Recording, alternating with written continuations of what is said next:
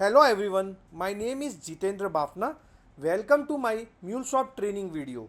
In today's video, we're going to talk about REST API.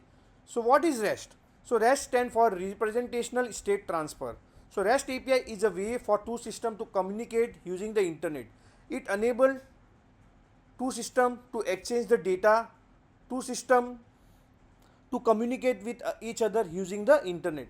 It follow a simple REST principle and it uses the HTTP method like get. Get is basically used to retrieve the information. Post is used to create the information. Put to replace the information, and delete is basically used to remove the information. So there are certain key points. So REST stands for representational state transfer. It is a stateless. So every request is independent. So basically so if you are getting a multiple request to the API, so one request is not depending on the another request. It's completely independent. It uses the URL which is similar to website links to identify the resources. So in URL you will find like users slash product slash order. So if it finds slash order, it means either you have to create the user or you have to retrieve the information about the user, like that product and orders. So data usually send and receive in the JSON format. So basically when anyone is communicating with the API, the data transfer happen in the form of JSON basically. As the JSON is a lightweight, it is easy to read, and it is easy for machine and human to read. So let me talk about some key principle. It is stateless, as I mentioned. So each and every request coming to the API is independent. So every request from client to server must contain all the information needed. Server doesn't remember a previous request, right? Client server separation. So as I mentioned, the client and server are independent.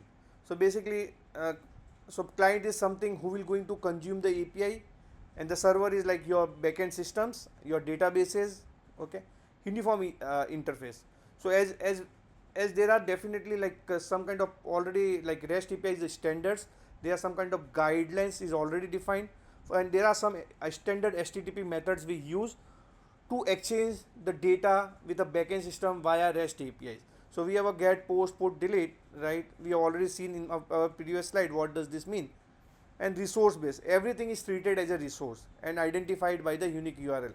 So if your URL contains slash users 101, it means retrieve the information for the user 101, right? Cacheable, response can be cached to improve the performance. So these are the few HTTP methods which REST support. Get is used to retrieve the data, get slash users. It will return list of all the users. There can be also a URL called get slash users slash 101, which means retrieve the user with ID 101. Post, create a resource or create a data. So post slash users. So create a new user in the system. Put, replace a data slash users slash 101. So replace the data for user ID 101. Patch, update the specific data, right? Slash users slash 101. Delete slash user 101. Delete the user 101 permanently. Head slash users. Check if resource exists or not. Option. So it means like show which HTTP methods are allowed, supported, right? So these are the some HTTP methods supported in the REST APIs. REST API benefits. It's a universal. Any system can use it. So once you expose the API, right, so anybody can consume any application written in Java, Python, .NET, anyway. So it can easily consume. Fast and lightweight, as the communication or as a data transfer happen in the format of JSON, right? It is very lightweight and it works over the HTTP. It's a that's why it's faster. Easy integration. You can easily connect app, databases, and services smoothly. Scalable, can handle the million of requests easily because it is a stateless. Apart from that, like whenever you want, you can scale each and every API independently depending on the load. Maintainable, client and server can be updated separately. So client, like as I mentioned, client and servers are independent, so they can be updated separately. Reusable, same API can be served by web application, mobile and third party apps. So once you expose the API, that can be consumed by multiple clients, right? The same API. So there might be fintech application, mobile application, web application, any third party system, they can directly consume the API. Widespread adoption. As you know, recently the REST API has been adopted in the most of the organization for exchanging the data between the multiple systems. So this is the typical architecture of the REST API. You have a client, then you have a REST API, and then you have a multiple backend systems, right? So basically the client will always connect to the REST API, right? So and then REST API will unlock the information from the backend system and send back to the client. In this case, there is a no point to point integration, right? So we have a REST API, right? So REST API is communicating with all the backend systems, right? And if you have a multiple clients, right, you can add more and more clients. You can just give the access to your REST API, so like you can easily onboard a new clients. What is the role of REST API in the digital transformation? As I see in most of the industries like healthcare, manufacturing, banking, insurance, like they are using a REST API as a like REST API for their digital transformation strategy, right? So REST API act as a bridge between legacy system, new application, and the digital transformation. So REST API is capable of unlocking the data from legacy system, SaaS application, or any digital platform or any new application.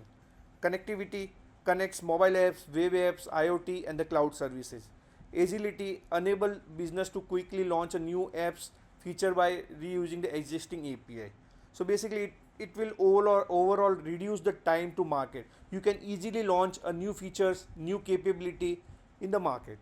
Scalability, as I mentioned, you can scale each and every API independently, right? So for example, you have a multiple API and one of the API is not performing well, so you can simply scale that particular API. Integration, easily integrate with older system like ERP, CRM with a modern cloud solution, right? Then ecosystem expansion, open opportunity for third party integration. So you have a fintech, you have a various third party integration, right?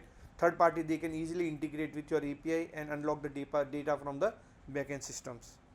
So this is how one of the very simple example or digital transformation in the banking. So you have exposed the API which is providing the account information, like which is also allow you to do some kind of payments, also allow you to retrieve the customer information, right, or enable the customer information. So you have a mobile application, can contact the API, get the account information, payment information, customer data. You have a multiple fintechs companies, right, who can build a mobile app on the behalf of the bank, right? So they can create a mobile app basically, right? So bank has exposed the API. Those API can be consumed by fintech, right, for retrieving the customer account detail, for doing some kind of payment and the customer data. Even you can have a multiple third party that can be also integrated with your banking systems using the API, and like this communication will be secure. Like you can just have a authentication and authorization policy on the API, and you can also ensure that whatever information, like whatever communication happening, it is happening on the over the secure TLS SSL layer, like your endpoint can be over the HTTPS, right? So that is what a REST API does. I hope you like the video, right? If you like the video, please click on like and subscribe button, and next video we're going to see what is a MuleSoft.